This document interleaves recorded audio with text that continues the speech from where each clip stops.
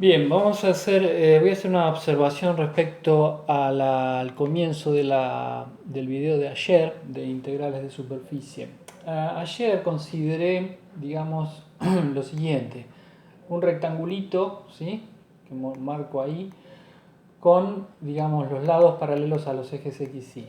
Y quería calcular el área de, digamos, ese rectangulito que se formaba, suponiendo que lo que tenía era lo siguiente. Acá yo tenía las dos alturas estas que estoy marcando, que son azules, iguales, y las dos alturas estas rojas iguales. Entonces yo tenía un vector unitario normal a esta superficie, que es ese rectangulito, y lo que hice fue calcular el área de eso. El área al final, lo que quedaba, el área de este verde, era el área del rectangulito, como marqué ahí, dividido el producto escalar del normal con el vector k, que es el vector unitario en z. ¿Qué es lo que sucede digamos, en lo que siguió después la discusión? En realidad, yo usé de alguna manera la idea de que esto se podía hacer con cualquier rectangulito que se formaba, no con este plano particular, sino en general el plano puede ser un plano que corta estas líneas y eso forma otro rectangulito, o sea, no tiene por qué ser estas dos iguales, podría ser un plano que este lado fuese más largo que este y este más largo que este, todos distintos, ¿sí? En el caso este particular, este eta en realidad tiene componente x igual a 0 y yo lo saqué que daba eso. En realidad para un plano cualquiera, con cualquier normal, ¿sí? Que repito, que corte acá y uno arma el rectangulito que se forma acá, el área se puede ver que es exactamente, da lo mismo, o sea, da esta misma fórmula. Hay que usar algo de geometría, pero es un buen ejercicio pensarlo. Bien, entonces con esa observación, todas las fórmulas que di ayer, que eran ahora las que voy a presentar acá, las fórmulas que presenté ayer eran estas dos, que estoy marcando. Resultaba que si yo tenía básicamente una superficie, como marqué z igual a f de x, y, definida la f en un abierto omega, con derivadas primeras continuas, y el A era un cerrado y un acotado, y yo quería saber la superficie de lo que hay debajo del A, ¿sí? Sobre esta superficie dada por esta ecuación, resulta que el área de esa superficie verde estaba dada por esta ecuación, y esto era lo que yo llamaba diferencial de superficie, está dado a través de las derivadas primeras de la función f. Esto se notaba en forma más compacta de la siguiente manera, era la integral sobre la superficie del diferencial de superficie. Y la otra que di era una integral de superficie, que lo llamé así, que además era lo siguiente, que acá yo tenía un campo, además suponía que tenía un campo, al menos definido sobre la parte verde. El campo tenía tres componentes, f1, 2 y 3, en x y z, no lo escribí ahí f, x y z, y supuestamente es un campo continuo, repito, definido sobre la superficie.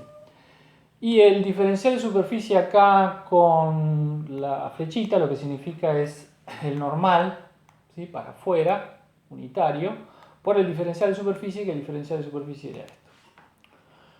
Cuando uno hace las cuentas, esto lo que significaba es esta cuenta complicada en función de el campo y la f chiquita. Y esto es lo que llamaba integral de superficie. Ahora lo que quiero mostrar es, digamos, cuál es la idea geométrica de esto, ¿sí? Que en realidad esta integral de superficie va a ser lo que se llama un flujo a través de una superficie, ¿sí? Bien, entonces volvamos aquí al anterior. Solo una observación. La observación es la que estoy diciendo allá abajo,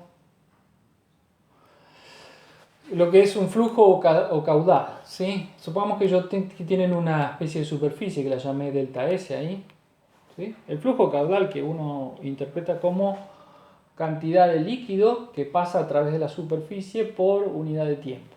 Es decir, por ejemplo, imaginen que esto es una manguera, esto, por acá sale el agua, digamos para allá, en el sentido, y está saliendo tanta cantidad de agua por unidad de tiempo, qué sé yo, 3 metros cúbicos por minuto.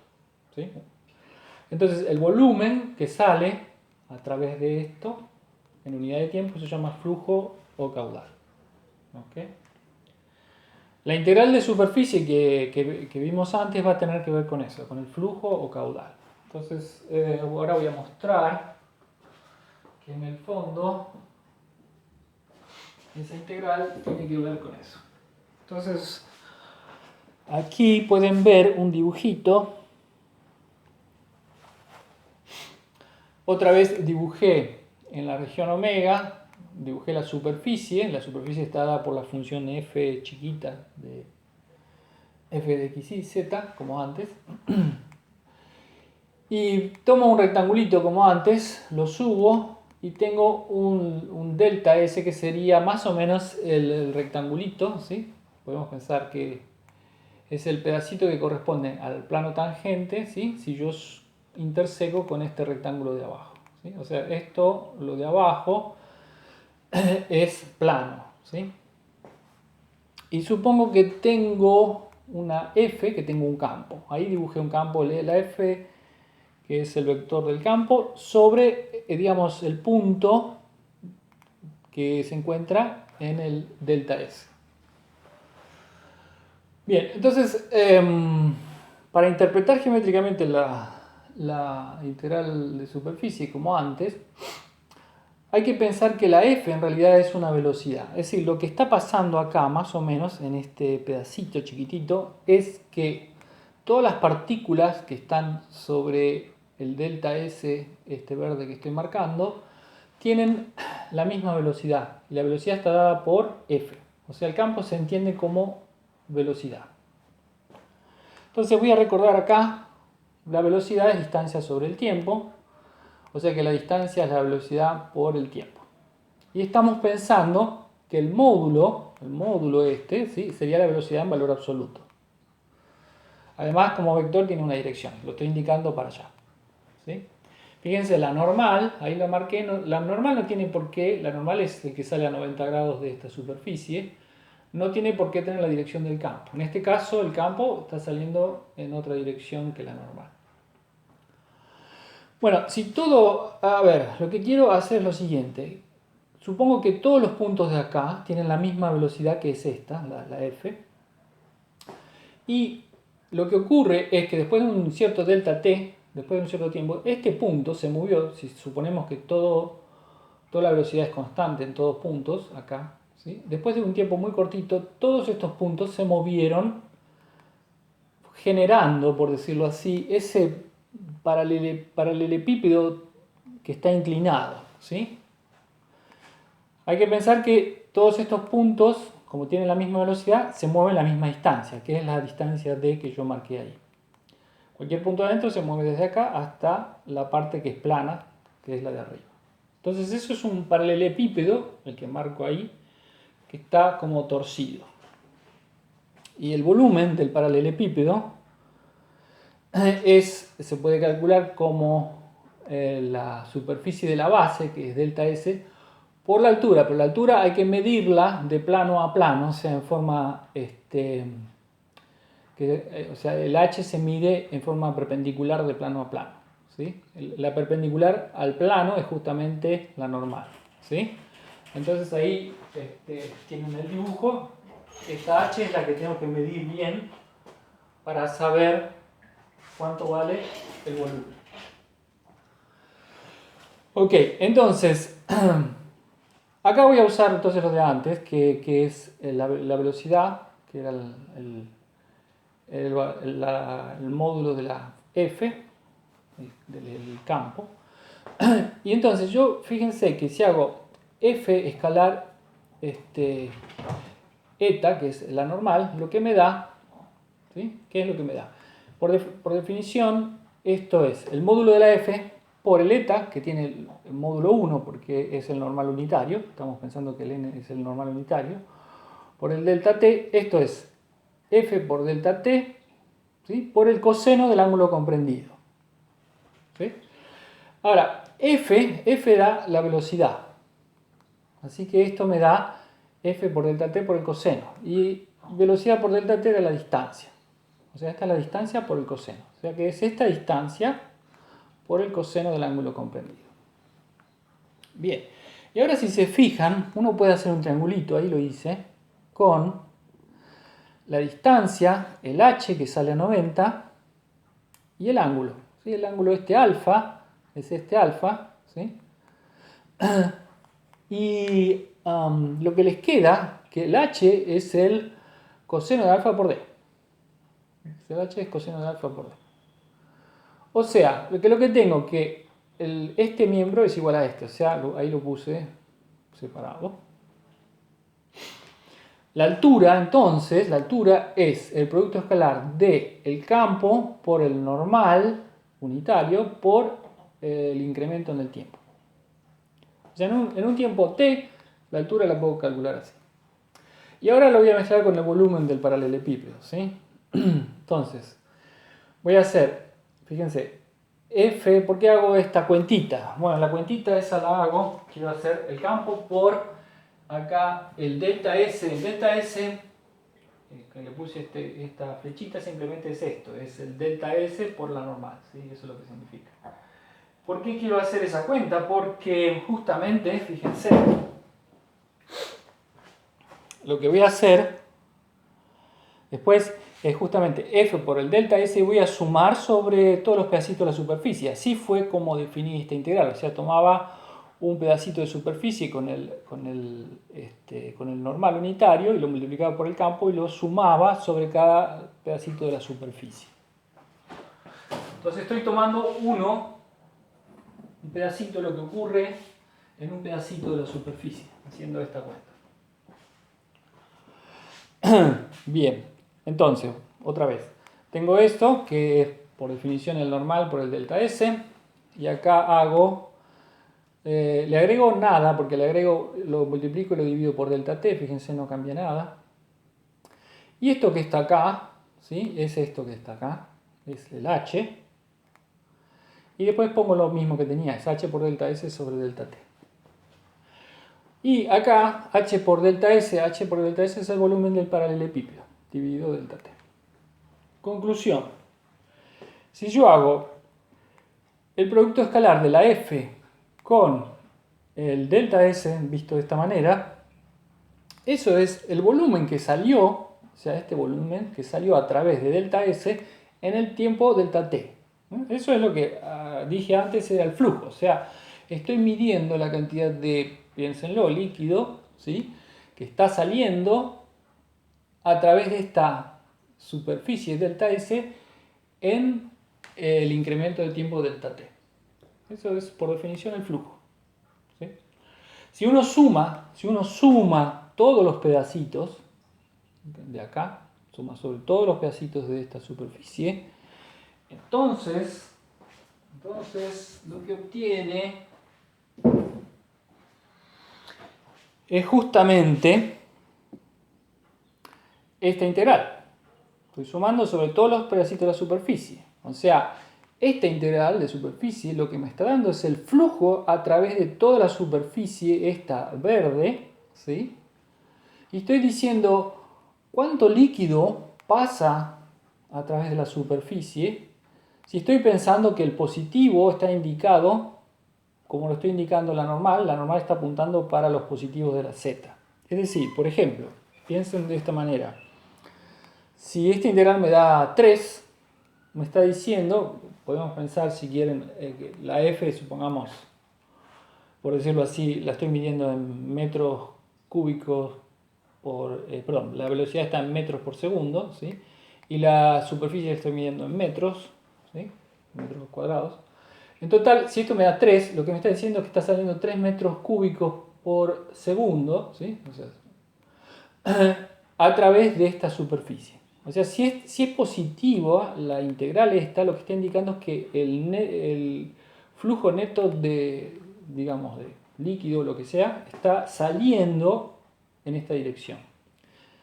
Ojo, podría ser que haya puntos donde evidentemente tiene que salir para acá, pero podría haber puntos donde entren. Lo que dice es el flujo neto, o sea, la cantidad total. Hay puntos donde puede entrar líquido y hay puntos donde puede salir, pero en total está saliendo, digamos, está cruzando, digamos, de abajo para arriba, si esto me da positivo. Si fuese negativo, sería al revés, ¿no? Así que esa es la interpretación geométrica de la integral de superficie. Repito, si uno la quiere calcular, si tiene un campo dado así y una f chiquita dada así, uno hace esta cuenta. Después lo voy a usar este tipo de integral en el siguiente teorema, que va a ser el teorema de la divergencia. Y ahora voy a dar un ejemplo parecido a este. Recuerden que esto era el área de la superficie y esto era diferencial de superficie. Esto simplemente sería sumar el cachito de superficie, ¿sí?, ahí arriba, o sea, acá cuadricular acá arriba, que sería el diferencial de superficie, y sumarlo sobre todo, ¿sí? Vamos a hacer un ejemplo.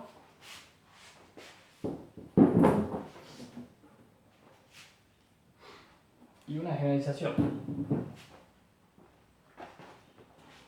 Esto sería,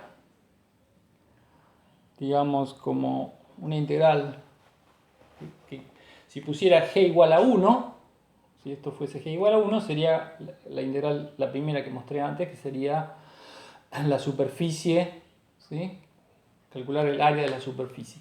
Pero si le pongo g, por ejemplo, uno podría dar la siguiente interpretación. G podría ser la densidad de un material, o sea, de esta superficie, tiene la densidad de la superficie, va cambiando de punto a punto, ¿sí?, y en cada punto x y z de la superficie tiene una densidad que va cambiando según el punto. Entonces, si uno quiere calcular el peso total o la densidad total del objeto, que sería la superficie, lo que uno hace es integrar esto contra el diferencial de superficie, ¿sí? ¿Por qué? Porque uno, repito, en cada cachito, el diferencial de superficie da aproximadamente el rectangulito, digamos, en la parte verde, acá arriba, por lo que pesa ese rectangulito, que hay que multiplicarlo por lo que pesa en el punto, que es la densidad del material en ese punto. Ejemplo, lo mismo, si tienen z de s, como antes, entonces voy a calcular este ejemplo cuando tengo, ahí tienen z mayor o igual que 0 y esta función. Si la ven, esa función es un paraboloide que apunta hacia abajo, y cuando toca z igual a 0, fíjense, esto tiene que tener radio 2, ¿no? Si uno da vuelta a las cosas, esto es en radio 2. O sea, esto es un círculo de radio 2 en z igual a 0, y para arriba es un paraboloide que está cabeza para abajo. Y me interesa los z mayor o igual que 0, de acá para arriba, ¿sí? Entonces, me interesa, en la superficie esta, yo tengo una densidad, digamos, si lo pienso con el ejemplo esto, tengo una densidad que depende de la altura de z. Por ejemplo, en z acá arriba de todo, en el punto S, la densidad sería, el punto sería 0, 0, z igual a 4, la densidad es 4. En cambio, justo sobre el borde, acá en 2, la densidad es 0, acá tiene poca densidad. A medida que voy aumentando, va aumentando la densidad del material, ¿sí? Y la densidad, digamos, sería la misma, sería igual en círculos, acá arriba. A medida que voy aumentando sobre los círculos del paraboloide, sobre el paraboloide la densidad es constante, ¿sí?, sobre los círculos del paraboloide.